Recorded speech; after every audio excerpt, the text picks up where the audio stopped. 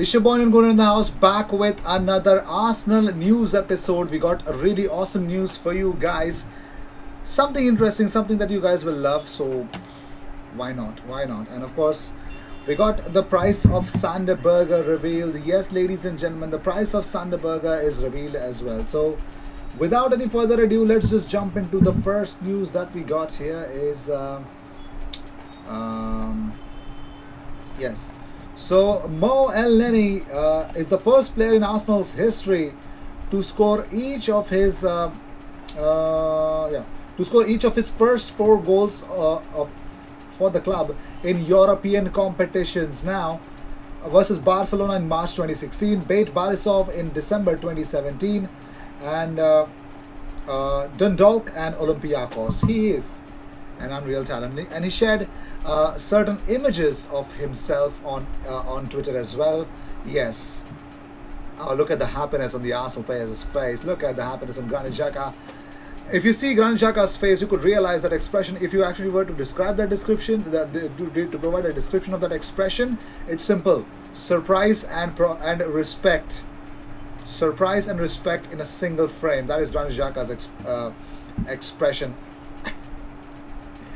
Moving on, so talking about more stuff, well, Martin Keown opened up about he slammed Dani Ceballos and Bernd Leno despite Arsenal winning against Olympiacos.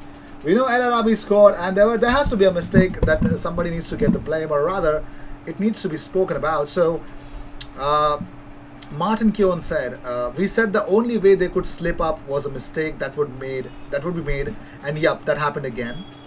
I'm really disappointed with Leno for passing it to Ceballos. Ceballos actually coming on was a bit of a shock to me. I did say let's put our crash helmets on. Because last time he played against Benfica, he pretty well gave 2 goals away. But I understand the manager wants him back in the team. He believes in him, but the ball that Leno gives him puts him in all sorts of trouble. This is where Leno isn't learning from mistakes. He did something very similar against Burnley. There's nowhere to go. Then Leno can't get back in his own goal, so I'm blaming Leno for that. Ceballos, yes, I was worried to see him coming on because he made mistakes against Benfica. Maybe Elneny would have been a better choice to come on and sew things up, but nonetheless, yes, he's made a mistake, but the goalkeeper put him in real trouble." So even Arteta agreed, it's not the concentration, it's about when you play the ball. It's not about the structure, it's not about stopping trying to play the way we play because this is us. It's about identifying when we have to do it and how we have to do it. So of course, those are the things that we will keep on speaking about. So talking about more stuff, a strong performance, but he was not spoken about, was Hector Bellerin. Well, last night, 70 touches, 1 key pass, 4 out of 4 take-ons completed, which was most on the pitch. 5 out of 5 duels won, best ratio, 5 ball recoveries and 1 block, which was crucial of El Arabi. So Hector Bellerin was the unreal, underrated performer yesterday. He was. You can say no, and I can't agree with you anymore. So moving on, so Martin Odegaard, it's been confirmed that Odegaard has been officially named as the new Norway national team captain at just 22 years of age, following the appointment of new manager Ståle Solbakken. Well, congratulations to Dani Ceballos. What? Sorry. Just reading here of Dani Ceballos. Congratulations to Martin Odegaard. What the hell, man? What the hell, IG? You got one work to do and you just slip up like that. So moving on, so according to WhoScored.com, they have released the Europa League Team of the Week. It features Arsenal's one, the only, Gabriel Magalhaes. You could see Ben Davies and Serge Aurier from Tottenham, Simon Kjaer from AC Milan, Paul Lopez of Roma, Pellegrini as well of Roma, and Kennedy from Granada, Gravenberch from Ajax, Gerard Moreno from Villarreal, and Harry Kane and Robert Soldado from Granada as well. They had a very good game, isn't it? Granada yesterday. Well, talking about other stuffs, well, Reece Nelson and of course Eddie Nketiah are set to start for the under-23s against Blackburn tonight. Moving on, so George Graham opened up about Mikel Arteta. He says, "I have been hearing Arteta does very well on the training ground. The players really rate him highly. I think it's just a matter of eliminating those big mistakes during matches.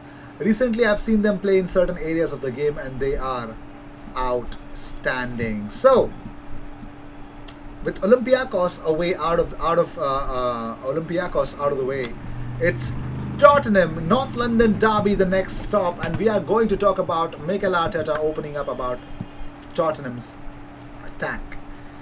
Now, he was in full admiration in his recent presentation, I think pre-match or post-match.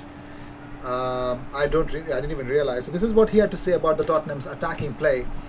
He said, it's very difficult because the level of quality, precision, understanding and chemistry that they have between them makes them probably one of the best, most special attacks in Europe. And they don't need much. They are able to create their own chances. They are able to link as a team. So it is really difficult to do, but we will prepare the game well to try to stop them, obviously. And he said, well, in the last game, we started the game really well. We were very dominant, and the first time that they went through our halfway line, they scored a goal. It's their quality. They are a really organized team, a big threat in every counter-attack situation, good individual skills and great organization, and you can see that the team fights and believes absolutely what the manager's ideas are, and they're very much together. So it will be a really tough game. Added to Spurs' impressive front line is Arsenal's continuing ability to be the architects of their own downfall. Granit Xhaka's mistake and of course a lot of other ideas. So he says, well, yes, because the amount of chances that we are conceding has been really low, but the amount of chances that we have given to the opponent has had a big impact in the goals that we have conceded.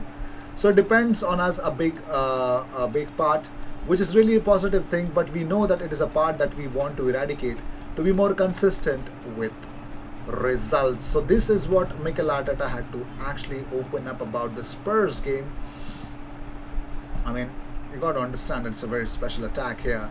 But moving on, so talking about more stuff, if I were to tell you that Arsenal are one of the teams that are in contention to actually win the Europa League, would you believe me? I don't think so, you would.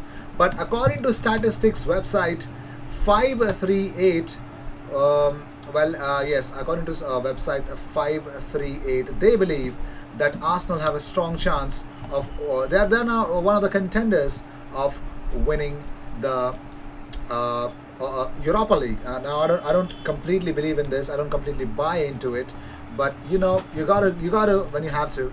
So this is what the statistics is all about. Let me read you out about it. So according to statistics website 538, Arsenal have a 34% chance of reaching the final and an 18% probability of emerging victorious. It was 3.4% if I remember last time when this website did an audit.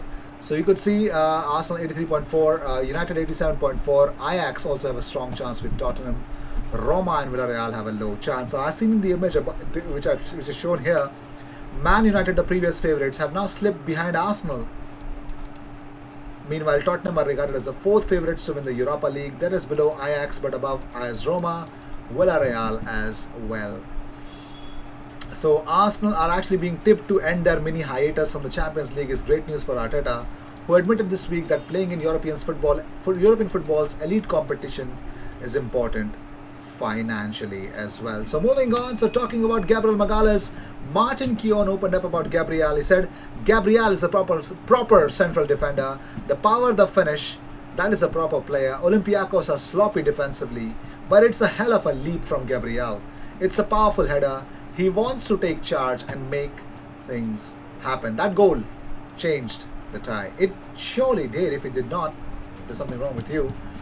But moving on, so Arsenal have already asked about the asking price about Sander Berge from Sheffield United. Now actually he's a tall customer in the midfield and he's attracting a lot of interest. So Arsenal and Spurs learn Sander Berge's asking price. Now Arsenal and Tottenham have been informed that it will cost around £22 million or $31 million to price Sander Berge away from Sheffield United. The North London neighbours are both said to be keeping tabs on the midfielder, with Express Sport now revealing his asking price. So £22 million. Should Arsenal actually go for Sander Berge or rather stick with Dani Ceballos? Probably this is not the right question to ask you right now because of the mistakes that he's done. in the recent Europa League encounters of Arsenal. So you might think otherwise, but think of it with a calm mind. Sandberg or Dani Ceballos, or rather look for somebody else in the centre mid. Let me know in the comments what you guys feel about it. I will see you in the next one. Until then, cheers, and don't forget to subscribe.